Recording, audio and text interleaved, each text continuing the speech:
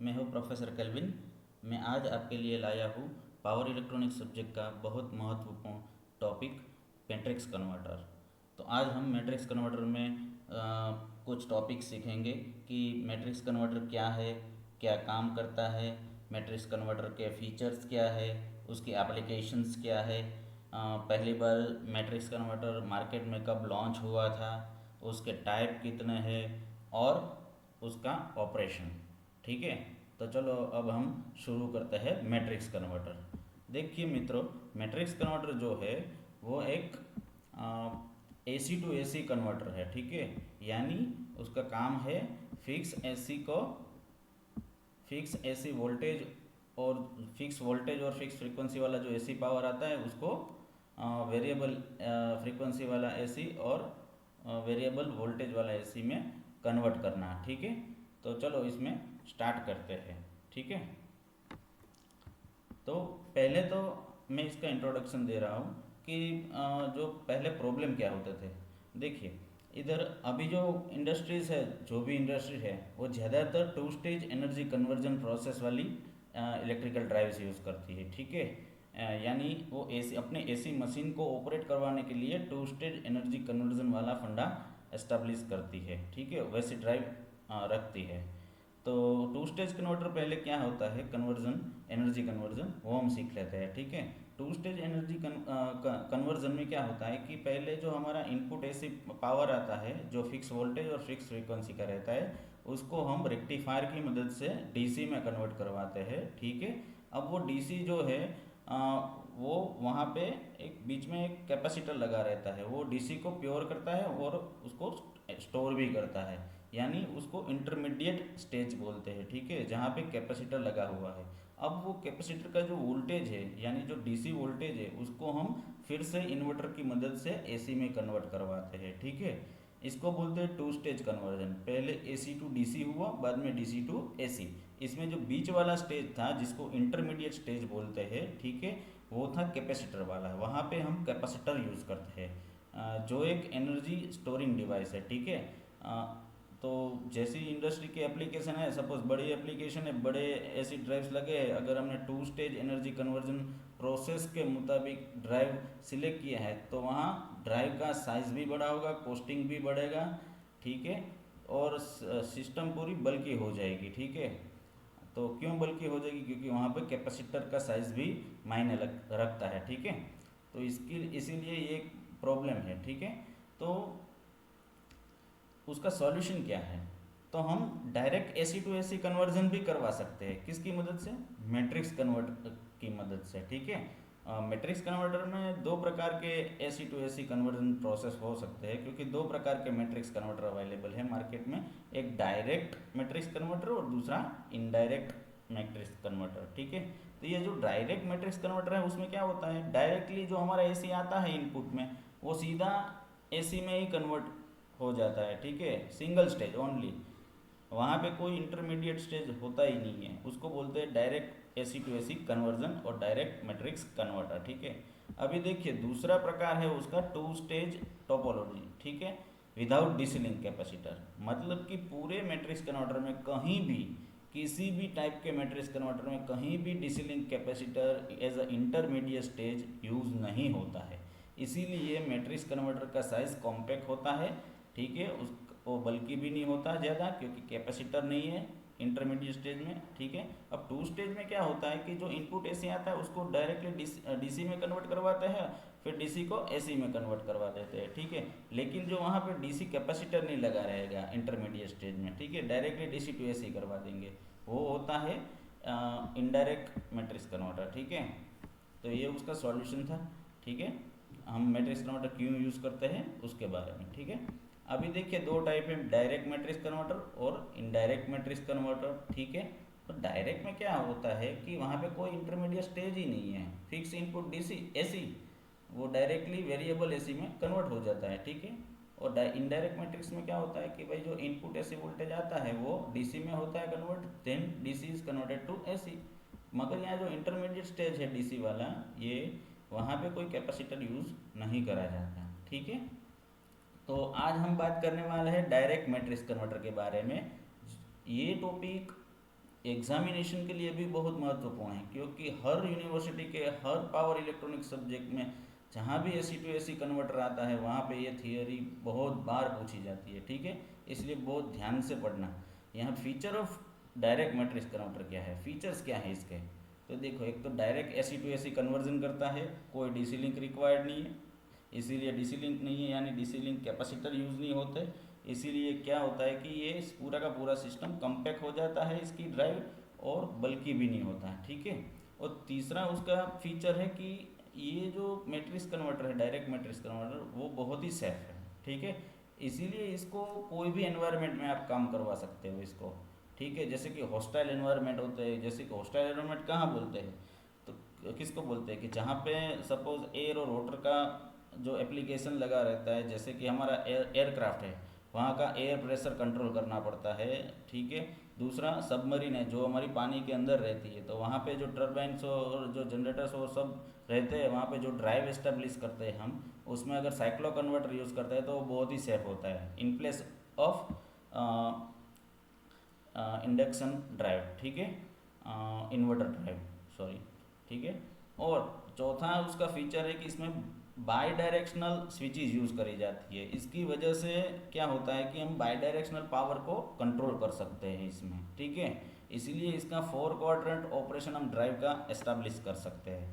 पांचवा क्या है, बहुत ही महत्वपूर्ण फीचर है डायरेक्ट मैट्रिक्स कन्वर्टर का, कि इसमें कोई भी आपका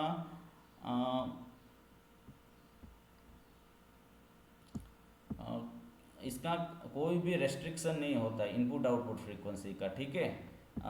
ये बहुत ही अच्छा फीचर है। It gives sinusoidal input output current waveforms, मतलब कि ये पूरा का पूरा साइनसॉइडल इनपुट और आउटपुट करंट मेंटेन रखता है।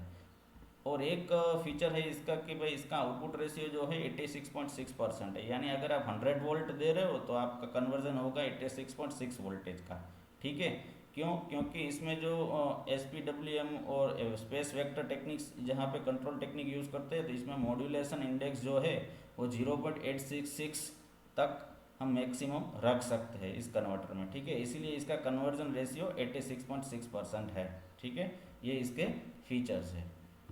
तो इसकी एप्लीकेशंस क्या है मैट्रिक्स कन्वर्टर की, तो मैट्रिक्स कन्वर्टर ज़्यादातर विंड और वाटर फोर्स मशीन्स में यूज़ करा जाता है। उसकी जो ड्राइव लगी रहती है वहाँ पे, ठीक है। यानी जो विंड के फोर्स को कंट्रोल कर सकता है और वाटर के फोर्स को भी, यानी हमने अभी अभी बढ़ा कि एयरक्राफ्ट में और सबमरीन में यूज़ करते हैं इसको, ठीक है। और इसके ब्लोवर से, पंप से, ठीक है, वहाँ पे भी यूज़ करा जा सकता है। इसका डिज़ाइन कम्पैक्ट होता है, ठीक है। उसकी जो मोटर ड्राइव होती है वो भी कम्पैक्ट बनती है इसकी वजह से। तीसरा इसका एप्लीकेशन है एयरक्राफ्ट ऑफ सबमरीन, जैसे हमने आगे डिस्कस किया। और चौथा एप्लीकेशन है, बहुत ही अच्छा एप्लीकेशन है, जो विंड एनर्जी सिस्टम्स होती है, ठीक है, वहाँ पे यूज़ किया जाता है, क्योंकि वहाँ पे हमें वेरिएबल फ्रीक्वेंसीज को कंट्रोल करना होता है। और VSD में यूज़ किया जाता सकता है, वेरिएबल स्पीड ड्राइव्स में, ठीक है। अभी देखो, मैं अभी बताऊँगा कि पहली बार मार्केट में कौन सा मैट्रिक्स कन्वर्टर ड्राइव लॉन्च हुआ था, उसके बारे में थोड़ा मैं आपको दिखाता हूँ। देखिए, ये एक मैट्रिक्स कन्वर्टर ड्राइव है जो 2004 में आस्कवा कंपनी ने लॉन्च किया था मार्केट में पहली बार 2004 में, ठीक है। ये एक मीडियम वोल्टेज मैट्रिक्स कन्वर्टर है, ठीक है। इसका जो रेटिंग है दो प्रकार की थी, 200 से लेके 3000 kVA और 400 से लेके 6000 kVA, ठीक है। ये दो कैटेगरी में अवेलेबल था।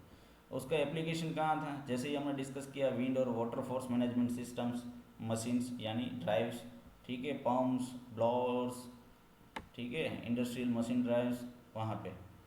तो ये आस्कवा कंपनी ने लॉन्च किया था, ठीक है। अभी देखिए, हम ऑपरेशन के बारे में जानते हैं, ठीक है। ये मैट्रिक्स डायरेक्ट मैट्रिक्स कन्वर्टर दिखता कैसा है, उसका सर्किट अरेंजमेंट क्या है, ठीक है। तो ये उसका सर्किट है पूरा का पूरा। ये 3 phase two 3 phase AC conversion करता है, ठीक है। इनपुट भी 3 फेज, आउटपुट भी 3 फेज, ठीक है। तो आप देख सकते हैं यहाँ पे हमने 3 इनपुट फेजेस दिखाए हुए हैं। U यानी वोल्टेज, ओके, U मतलब वोल्टेज, A, B और C। कैपिटल ABC का मतलब है इनपुट साइड का वोल्टेज, ठीक है। और स्मॉल ए का मतलब है, ए बी सी का मतलब है स्मॉल लेटर में output side, small letter output side and capital letter input side, ठीक है, वोल्टेज और करंट जो भी है, ठीक है। तो यहाँ पे वोल्टेज हमने दिया हुआ है, 3 सिंगल फेज है, यहाँ पे हमने लो पास फिल्टर यूज़ करा है, ठीक है। ये लो पास फिल्टर नेचुरली जो हायर ऑर्डर हार्मोनिक्स होती है उसको एलिमिनेट कर देगा। ये जो लो पास फिल्टर है ना, वो जो इनपुट साइड जो हायर ऑर्डर हार्मोनिक सोर्स में से आती है वो उसको एलिमिनेट कर देगा पूरा का पूरा, क्योंकि इसकी जो हाई कट ऑफ फ्रीक्वेंसी रहती है इसकी वजह से, ठीक है। अभी देखिए यहाँ पे हमने 3 फेज लोड लगा रखा है, ठीक है, ये न्यूट्रल है उसका लोड का, और ये 3 आउटपुट वोल्टेजेस है जो लोड को सप्लाई देते हैं, U A U B U C, ठीक है। यहाँ पे आउटपुट करंट आता है जो लोड का है, आई ए आई बी और आई सी, तीनों फेज के, ठीक है। और यहाँ तीनों फेज के इनपुट वोल्टेज यहाँ पे है ए बी और सी, सोर्स वोल्टेज है, ठीक है। और यहाँ पे जो है करंट है, capital A capital B capital C, मतलब आई ए आई बी और आई सी, जो सोर्स इनपुट करंट है। अभी देखो सबसे अच्छी बात है ये जो डॉटेड लाइन में नो स्विच आपको दिखाई दे रही है, ये नो स्विच से, नो बाई डायरेक्शनल स्विच से ये मैट्रिक्स कन्वर्टर बना हुआ है। देखिए ये तो इनपुट पोर्शन हो गया, ये आउटपुट पोर्शन हो गया, ठीक है, लेकिन ये जो बीच में दिखाई दे रहा है वो है मैट्रिक्स कन्वर्टर, यानी ये जो मैट्रिक्स कन्वर्टर है वो नो बाई डायरेक्शनल स्विच से बना हुआ है। देखिए मैं आपको इसका बेनिफिट दिखाता हूँ, ये जो नो यानी 1 2 3 1 2 3 यानी 3 इंटू 3 इंटू 3+3+3 यानी टोटल 9 स्विच, ये 9 के 9 बाई डायरेक्शनल स्विच है। देखिए एक बाई डायरेक्शनल स्विच कैसे बनता है वो मैं आपको दिखाता हूँ, यहाँ साइड में दिखाया हुआ है एक बाई डायरेक्शनल स्विच। देखिए यहाँ पे एक बाई डायरेक्शनल स्विच में 2 IGBT लगी हुई है विथ फीडबैक डायोड्स, ठीक है, यानी 2 IGBT और 2 फीडबैक डायोड, ठीक है, यानी एक बाई डायरेक्शनल स्विच बनती है 2 IGBT विथ फीडबैक डायोड्स, ठीक है। यानी 9 बाई डायरेक्शनल स्विच का मतलब क्या है, आपको कितनी IGBT लगेगी, IGBT बोल लो या मोसफेट लगा लो या SCR लगा लो, जो भी रिक्वायरमेंट है उस प्रकार से, ठीक है। अगर मीडियम पावर की बात कर रहे हो तो IGBT मोसफेट से काम चल जाएगा, और बहुत ही हाई पावर की बात कर रहे हो तो आपको SCR लगाना पड़ेगा, ठीक है। तो यहाँ पे हमें अभी IGBT से हम समझा रहे हैं, तो यहाँ पे एक बाई डायरेक्शनल स्विच मतलब 2 IGBT प्लस 2 फीडबैक डायोड, ठीक है। तो इसका मतलब है टोटल 9 बाई डायरेक्शनल स्विच मतलब 18 IGBT और 18 डायोड्स, ओके। ये 36 कंपोनेंट से 9 बाई डायरेक्शनल स्विचेस बनी हुई है, ठीक है। अभी देखिए इसका काम क्या है, इसका बेनिफिट क्या है, इस सर्किट का बेनिफिट क्या है डायरेक्ट मैट्रिक्स कन्वर्टर का। देखिए हम यहाँ के जो लेवल है इसको ऑन ऑफ करके हम इसके वोल्टेज को करंट को कंट्रोल कर पाएंगे, ठीक है, और उसकी फ्रीक्वेंसी को भी, ठीक है। तो यहाँ ये काम कैसे करता है, देखिए इसका बेनिफिट ये है इस सर्किट का कि आउटपुट भी 3 फेज और इनपुट भी 3 फेज, ठीक है, यानी आउटपुट का कोई भी फेज, आउटपुट का कोई भी फेज इनपुट के किसी भी फेज से कनेक्ट हो सकता है थ्रू बाई डायरेक्शनल स्विच, ठीक है, यानी आउटपुट का कोई भी फेज इनपुट के किसी भी फेज से बाई डायरेक्शनल स्विच की मदद से कनेक्ट हो सकता है। कैसे, मैं आपको दिखाता हूँ इस सर्किट में कि देखिए मैं बात कर रहा हूँ ये सी फेज है, ठीक है, आउटपुट का सी फेज। देखिए वो इनपुट के तीनों फेज से कौन सी स्विच से कनेक्ट हो सकता है वो मैं दिखाता हूँ। देखिए अगर आपका ये देखिए ये जो आउटपुट फेज आ रहा है सी फेज, ठीक है, जो लोड को सप्लाई देता है वो 3 स्विच से ऑपरेट हो सकता है, यानी SAC SBC और SCC। मतलब अगर ये SA स्विच टर्न ऑन होगी और ये दोनों टर्न ऑफ होगी तो जो सी फेज है आउटपुट का वो A फेज से कनेक्ट कर जाएगा इनपुट के, ठीक है, समझ में आया। तो यहाँ पे देखो अगर SBC को टर्न ऑन करोगे तो ये जो आउटपुट का सी फेज है वो B फेज से, इनपुट के B फेज से कनेक्ट हो जाएगा। अगर SCC को टर्न ऑन करोगे तो आउटपुट का जो सी फेज है वो इनपुट के सी फेज से कनेक्ट हो जाएगा। मतलब कि आउटपुट का कोई भी फेज आपके इनपुट के किसी भी फेज के साथ कनेक्शन बना सकता है with help of by directional switch, ठीक है, इसका यही बेनिफिट है। कि आउटपुट का कोई फेस इनपुट के किसी भी फेस के साथ कनेक्शन कर सकता है। तो देखिए बाईडायरेक्शनल स्विच काम कैसे करता है। देखिए सपोज मैंने यहाँ पे एक स्विच ले लिया है बाईडायरेक्शनल, जिसमें दो anti parallel connected IGBT with feedback diode connected है। ऐसा सर्किट होता है बाईडायरेक्शनल स्विच का, ठीक है। इसको बाईडायरेक्शनल स्विच कनेक्शन बोलते हैं, ठीक है। तो ए और बी दो नोड मैंने डिफाइन कर लिया, ठीक है, T1 T2 D1 D2, ठीक है।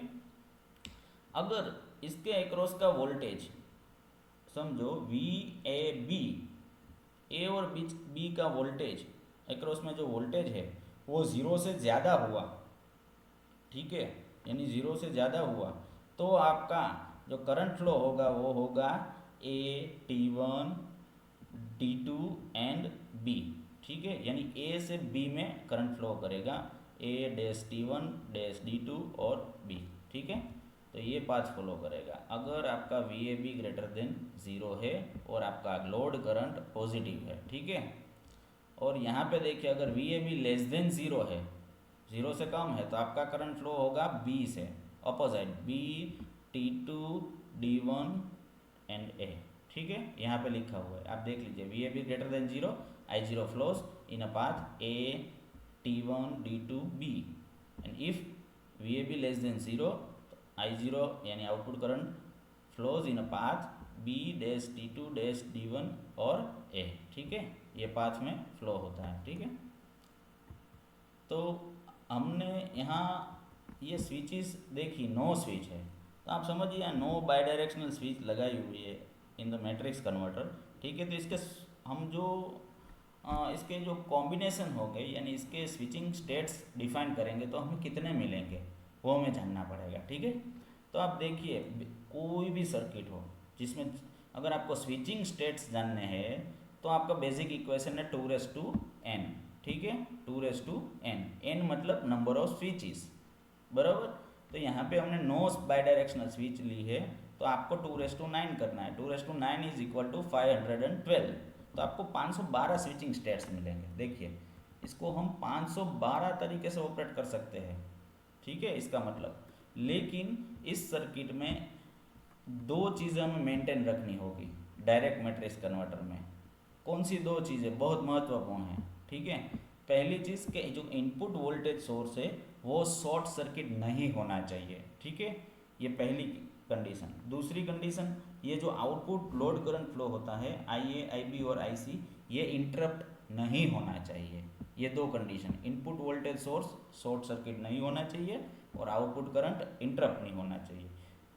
इसी प्रकार के हमें यहाँ पे स्विचिंग स्टेट्स को डिफाइन करना होगा, ठीक है। तो इसी वजह से हम यहाँ पे 512 के 12 स्विचिंग स्टेट यूज़ नहीं कर सकते हैं, ठीक है, 512 के 12 स्विचिंग स्टेट्स यूज़ नहीं कर सकते। इसीलिए हम कितने स्टेट्स यूज़ कर सकते हैं, तो हम 27 स्टेट्स यूज़ कर सकते हैं, ठीक है, कितने 27, ठीक है। क्यों 27? 512 में से सिर्फ और सिर्फ 27 स्टेट से यूज़फुल है, ठीक है। जो ये दो कंडीशन है, ठीक है, एक इनपुट फेज वोल्टेज वाली, ठीक है, should not be short circuited and output current should not be interrupted. ये दो कंडीशन को डिफाइन करने के लिए हमें सिर्फ और सिर्फ 512 में से 27 स्विचिंग स्टेट्स ही मिलेंगे, ठीक है। कैसे मिलेंगे? एक तो देखिए हमारा जो सर्किट है यहाँ पे 3 आउटपुट फेज 3 इनपुट के साथ कनेक्ट हो सकते हैं, ठीक है, यानी एक फेज 3 के साथ किसी भी 3 के साथ ऑपरेट हो सकता है, ठीक है। तो आपको कितना कॉम्बिनेशन मिलेगा? देखिए 9 स्विच है, ठीक हो, तो आपको 9 स्विच को 3 बार ऑपरेट करवाना होगा, सॉरी 9 स्विच है आपकी, तो 3 फेज के लिए ऑपरेट हो सकती है। देखिए आप तो कैसे, तो देखिए सी फेज के लिए ये SAC, ठीक है, सी फेज के लिए SBC, सी फेज के लिए SCC, ठीक है, हो गया ये 3 सी फेज के लिए। अभी देखो B के लिए सेम यहाँ पे ये 3 और A फेज के लिए ये 3 AA BA और CA, ठीक है। तो हम यहाँ पे 3 कॉम्बिनेशन बना सकते हैं। देखिए एक फेज के लिए 3 कॉम्बिनेशन, ठीक है, यानी 9 मल्टीप्लाई बाय 3 यानी is equal to 27 switching states हमें मिलेंगे। ठीक है, 3 फेज टू 3 फेज कन्वर्जन के लिए। ठीक है, यानी only one bidirectional switch पर output phase, only one bidirectional switch पर output phase must be switch on at any instant. ठीक है, कोई भी इंस्टेंट पे सिर्फ एक ही bidirectional switch turn on हो सकती है आउटपुट फेज के लिए, इसीलिए हमारे यहाँ 27 स्विचिंग कॉम्बिनेशंस मिले। ठीक है, और जो आउटपुट होगा वेव वो इनपुट वो सिंथेसिस होगा सैंपल वाइज।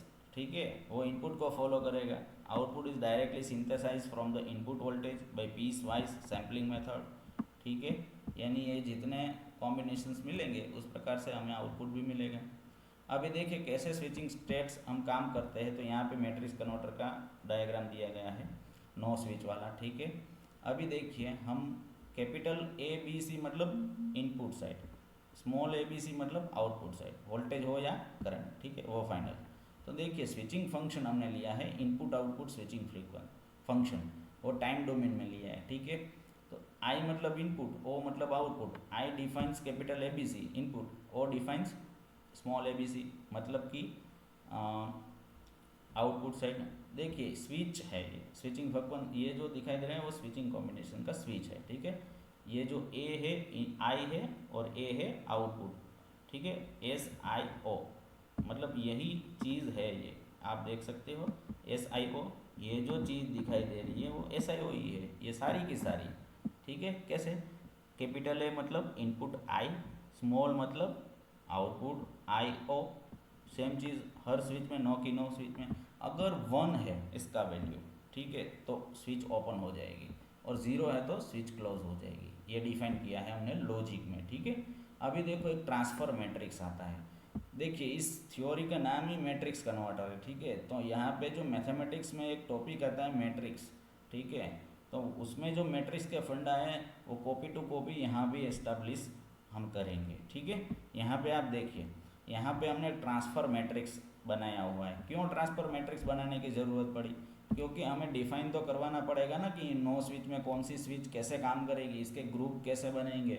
इसके लिए हमें ट्रांसफ़र ऑफ मैट्रिक्स बनाना पड़ता है 9 स्विच का। तो कैसे बनाए कि ये जो हॉरिजॉन्टल स्विचेस दिख रही है, ठीक है, उसको हम वर्टिकली डिफाइन करेंगे और जो वर्टिकली दिख रही है उसको हॉरिजॉन्टली डिफाइन करेंगे। कैसे? तो पहला जो वर्टिकल है वो ए फेज के लिए है, दूसरा है बी फेज के लिए, तीसरा है सी फेज के लिए। ठीक है, ये जो वर्टिकली दिख रहा है कॉलम टाइप, वो पहला वाला कॉलम है वो ए फेज को डिफाइन करेगा, दूसरा वाला है बी फेज को डिफाइन करेगा, तीसरा वाला है सी फेज को डिफाइन करेगा। ठीक है, तो ऐसे ही हम यहाँ पे ट्रांसफर मैट्रिक्स लिख देंगे। और अगर आपको याद नहीं रहता है तो सिंपल से तरीका है कि यहाँ पे जो हॉरिजॉन्टल दिख रहा है वो यहाँ वर्टिकल कर दो और जो वर्टिकल दिख रहा है उसको हॉरिजॉन्टल कर दो, यही सेम ट्रांसफर मैट्रिक्स आपको मिल जाएगा। आप लिख लोगे, बाद में पता चल जाएगा ना सही है, जो पहला वाला कॉलम दिखा रहा है वो ए फेज का है। मतलब आपका जो इनपुट का जो ए फेज है, ये ए फेज, ठीक है, वो आउटपुट के तीनों फेज के साथ, ठीक है, ए बी और सी, आउटपुट तीनों फेज के साथ कैसे स्विच, उसके साथ कौन सी स्विच एक्टिंग है वो दिखाता है। मतलब ए फेज है पहला, पहले कॉलम में, तो पहले ए स्विच आएगी जो आउटपुट के ए फेज को डिफाइन करेगी, दूसरी स्विच ए आएगी ए बी वाली, तो इसमें जो स्मॉल बी है मतलब आउटपुट के बी फेज को डिफाइन करेगी। यहाँ स्मॉल सी है जो अपनी जो ए इनपुट फेज है उसको तीसरे आउटपुट के तीसरे फेज सी से कनेक्ट करेगी। ठीक है, इसीलिए यहाँ जो वर्टिकल जो स्ट्रक्चर दिया गया है, ये जो वर्टिकल पहला कॉलम, ठीक है, ये डिफाइन करेगा ए इनपुट फेज को आउटपुट के 3 फेज के साथ कनेक्शन करने के लिए कौन सी स्विच जरूरी है। ठीक है, वो सेम चीज़ यहाँ दूसरा कॉलम आएगा, वहाँ पे जो स्विचिंग के नेम दिए हैं वो कैसे दिए कि जो आपका बी फेज है वो आपके आउटपुट, जो इनपुट का बी फेज है वो आपका आउटपुट के 3 कौन से ए बी सी फेज के साथ कौन सी स्विच यूज़फुल है कनेक्शन के लिए, वो डिफाइन करेगा। सेम चीज़ यहाँ पे सी फेज के लिए। ठीक है, तीसरा कॉलम, ठीक है, कि आपका इनपुट का सी फेज है वो आउटपुट के ए बी सी तीनों फेज के साथ कनेक्ट करना है तो कौन सी स्विच आपको काम आएगी वो डिफाइन करता है, ठीक है। यानी 3x3 मैट्रिक्स बन गया, ठीक है। इसको बोलते हैं ट्रांसफर मैट्रिक्स, ओके। अभी देखिए हमारा आउटपुट वोल्टेज कौन सा है, तो आउटपुट में देखिए हमारे 3 फेजेस है, एक UA, UB और UC, ठीक है। तो ये तीनों को हम कैसे डिफाइन करेंगे, एक ही मैट्रिक्स में। एक ही मैट्रिक्स में सिंपल सा कनेक्शन है टाइम डोमेन में ये, ठीक है।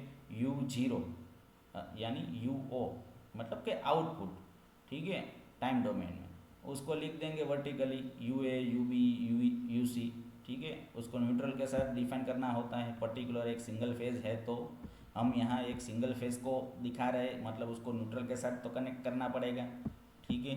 तो UAN, UBN, UCN, ठीक है। सेम चीज़ इनपुट के साथ भी होगी, इनपुट में O की जगह I आएगा, यहाँ पे I लिखा हुआ है आप देख सकते हैं। तो इसमें कौन कौन से है, ये है UA, UB और UC, लेकिन उसको भी टाइम डोमेन में लिखना है। और न्यूट्रल के साथ अगर इंडिविजुअल फेज को लिख रहे हो तो उसको अकेले नहीं लिख सकते हो, उसको न्यूट्रल के साथ लिखना पड़ता है, UAN, UBN, UCN। सेम चीज़ यहाँ करंट में भी, आउटपुट करंट है मतलब IA, IB और IC टाइम डोमेन में। इनपुट करंट है तो II of the T, IA, IB और ICT कैपिटल में, ठीक है।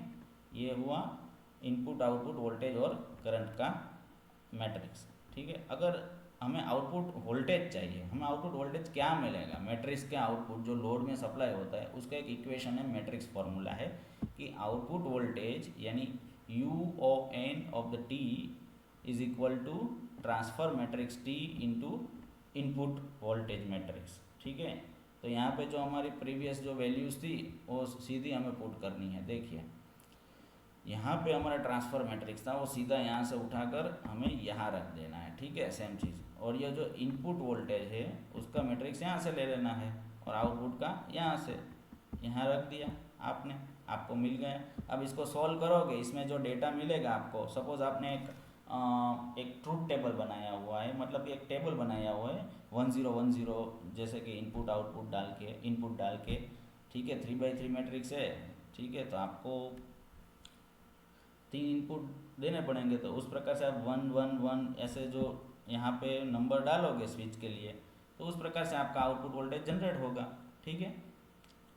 तो अब आउटपुट करंट कैसे मिलता है, देखिए आउटपुट वोल्टेज होता है वो सीधा मिल जाता है कि output voltage is equal to transfer matrix into input transfer voltage, input voltage matrix, ठीक है। लेकिन करंट में क्या होता है उसका इक्वेशन अलग है। देखिए हमें यहाँ चाहिए इनपुट करंट, आउटपुट नहीं चाहिए, इनपुट करंट चाहिए। यहाँ चाहिए था आउटपुट वोल्टेज, ठीक है, इसलिए सीधा आ गया। अब देखो इनपुट साइड का करंट चाहिए तो क्या करना पड़ेगा, तो transpose of the transfer matrix करना पड़ेगा। सिंपल, ये पूरा का पूरा मैथमेटिक्स में आता है मैट्रिक्स चैप्टर में, ठीक है। तो वहाँ से आप थोड़ा बेसिक कर सकते हो, लेकिन इसमें इतना बड़ा घबराने की बात नहीं है। यहाँ सीधा जो इनपुट करंट है is equal to transpose of the transfer matrix into output current, ऐसे लिखा जाता है, ठीक है। जब आपको इनपुट करंट फाइंड करना है तो अगर आपको आउटपुट करंट ही फाइंड करना है तो सिंपल इसकी तरह ही आएगा, आउटपुट करंट चाहिए तो, ठीक है। लेकिन आपको चाहिए इनपुट करंट, तो ट्रांसफर मैट्रिक्स होता है उसको आप ट्रांसपोज करके लिखना पड़ता है। देखिए ट्रांसपोज में क्या होता है कि जो आपका पहले जो ट्रांसफर मैट्रिक्स में रो था वो कुलम हो जाएगा और जो कुलम था वो रो हो जाएगा। कैसे, यहाँ पे देखते हैं, देखिए इसका रो था, ये जो ए फेज था इनपुट का, जो आउटपुट का 3 फेज डिफाइन करता था स्विचेस, वो स्विचेस कॉलम में दिखाई देती थी, ठीक है। वो अब रो में हो जाएगी, आप देखिए, आप देख सकते हैं पूरी की पूरी, ये जो वर्टिकली है, ठीक है, वो रो में कन्वर्ट हो गई। इसको बोलते हैं ट्रांसपोज ऑफ द मैट्रिक्स, ठीक है। यानी row to column, column to row conversion, nothing else, ठीक है। इसे आप इनपुट करंट भी डिफाइन कर सकते हो और इसके जो स्विचिंग स्टेट्स जो आप दोगे उस प्रकार से आपका आउटपुट मिलेगा इसको मैट्रिक्स को सॉल्व करने के बाद, ठीक है। अब देखिए मैं आपको दिखा रहा हूँ कि हमारा जो 3 इनपुट वोल्टेज हमने दिया लाइन वोल्टेज, ठीक है, ये ग्रीन वाला है वो बी फेज है, ब्लू वाला है वो ए, ये रेड वाला सी, ठीक है, ए बी और सी, यानी यूएन यूबीएन और UCN, ये फेज़ वोल्टेजेस है, 3 फेज़ वोल्टेजेस, ठीक है। तो मैं आउटपुट में अगर मैं एक फेज़ को डिफाइन करने की बात करूँ, एक ही फेज़ में आउटपुट कैसा मिलेगा साइक्लो कन्वर्टर का, तो एक ही फेज़ डिफाइन करता हूँ मैं इधर UAN, आप देख सकते हो इधर, ठीक है। तो ये जो ग्रीन लाइन आपको दिखाई दे रही है पूरी की पूरी, वैसा आपको आउटपुट मिलेगा, ठीक है। अगर आपको बेटर तरीके से अंडरस्टैंड करना है तो आप इस डायग्राम में जाइए। ये जो UAN है वो आउटपुट वोल्टेज है, ठीक है, वो आपको इस प्रकार से मिलेगा स्टेप वाइज, आप देख सकते हैं, ठीक है। आप देखिए, तो ये इस प्रकार से आपका आउटपुट वोल्टेज मिलेगा। ये एक आउटपुट फेज वोल्टेज है, आप समझिए, ये जो है वो लाइन वोल्टेज नहीं है, ये पर्टिकुलर एक फेज का वोल्टेज है आउटपुट में, ए फेज का वोल्टेज है VAN यानी UAN, ठीक है। अब देखिए इक्वेशन कैसे मिलेगा आपको, तो UAN का इक्वेशन क्या होगा मैं आपको दिखाता हूँ। सिंपल सा इक्वेशन है, ठीक है, 3/3 मैट्रिक्स है, यानी 3 टर्म्स आएगी, एक टर्म, दूसरी और तीसरी। आप देखिए, आपको ये एक टर्म, दूसरी और तीसरी, तो ये तीनों की तीनों टर्म्स आपको आएगी, ठीक है। तो आप यहाँ से वो चीज़ कर सकते हो, ये उसका इक्वेशन है, ठीक है।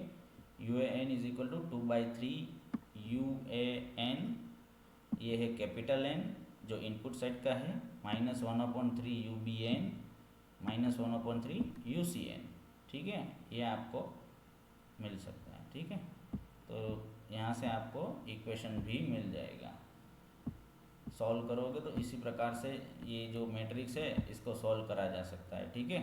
लेकिन इसमें आपको 1 और 0 की वैल्यूज़ डालनी पड़ती है, ठीक है। अभी देखो मैं एक और डायग्राम दिखाता हूँ। देखिए, ये जो आपका ये जो सारे 3 फेज वोल्टेजेस है, ठीक है, ये लाइन वोल्टेजेस है, आप देख सकते हो। ये जो ब्लैक पोर्शन के अलावा जो पोर्शन है, जो वेव फॉर्म है, वो लाइन वोल्टेजेस है, जो इनपुट लाइन वोल्टेजेस है सप्लाई के, ठीक है। UAB, UBC, UAC, UBA, UCA, UCB, ठीक है, ये 6 पल्स में मिलेगा, 1 2 3 4 5 और 6, ठीक है। और देखिए आपको आउटपुट में सिर्फ एक ही लाइन वोल्टेज मैंने यहाँ ड्रॉ दिखाया हुआ है कि एक ही लाइन वोल्टेज, मतलब A और B के बीच में जो आपको वोल्टेज मिलता है आउटपुट साइड लोड के एक्रॉस में, एक दो फेज के बीच में, वही वोल्टेज यहाँ पे दिखाया हुआ है, वो जो ब्लैक कलर दिख रहा है वही वोल्टेज है, ठीक है। तो आप देख सकते हैं यहाँ पे। दूसरा यहाँ करंट का वेव फॉर्म है, आप देख सकते हैं दोस्तों। ये जो ग्रीन कलर का जो वेव है, साइन वेव है प्योर, जो लोड करंट है, ठीक है, वो आपका देखिए यहाँ पे 3 साइकिल मिली आपको। और ये जो ब्लू कलर का एक वेव दिखाई दे रहा है साइन वेव, वो आपका है ए फेज का करंट। कौन सा? ए फेज का करंट। देखिए यहाँ पे सिर्फ एक ही साइकिल है और आउटपुट में आपको 3 साइकिल मिलेगी, मतलब आपकी फ्रीक्वेंसी 3 टाइम्स इंक्रीज हुई। आउटपुट करंट की आउटपुट जो मिल रहा है उसमें आपको फ्रीक्वेंसी डिफाइन यहाँ पे दिखाई दे रही है, ठीक है, 3 टाइम्स मिल रही है, क्योंकि 3 साइन वेव मिल रहा है। एक इनपुट साइन वेव के अंदर 3 आउटपुट साइन वेव मिल रहा है, यानी इसका मतलब है आउटपुट फ्रीक्वेंसी आपकी 3 गुना इंक्रीज हुई, ठीक है। तो ये था डिफरेंट फ्रीक्वेंसीज, यानी आउटपुट फ्रीक्वेंसी कैसे इंक्रीज करते हैं, ठीक है, वेव से। तो थैंक यू फॉर वॉचिंग दोस्तों। मैंने इस वीडियो को ऐसे बनाया कि जैसे कि आप एग्ज़ाम में कैसे इजीली अंडरस्टैंड कर सकते हैं, कैसे आप एग्ज़ाम में लिख सकते हैं, कौन कौन से कंटेंट आपको लिखना चाहिए, उस हिसाब से मैंने पूरा वीडियो बनाया हुआ था, ठीक है। और दोस्तों ये टॉपिक किसी भी यूनिवर्सिटी का एग्ज़ाम हो, पावर इलेक्ट्रॉनिक सब्जेक्ट में अगर आपको साइक्लो कन्वर्टर चैप्टर है तो उसमें ये topic AC to AC conversion में बहुत पूछा जाता है, बहुत ही इम्पोर्टेंट टॉपिक है दोस्तों। ये आप अपने दोस्तों को भी शेयर कीजिए इस वीडियो को, जैसे कि वो इजीली अंडरस्टैंड कर पाए और एग्ज़ाम में लिख सके और उसके बारे में जान सके, ठीक है। तो thank you for watching this video. और आप मेरी जो चैनल है उसको सब्सक्राइब कर दीजिए इजी टू लर्न सब्जेक्ट्स को। और आगे भी ऐसे काफ़ी सारे वीडियोस मैं आपको भेजता रहूँगा। ठीक है, थैंक यू फॉर वॉचिंग।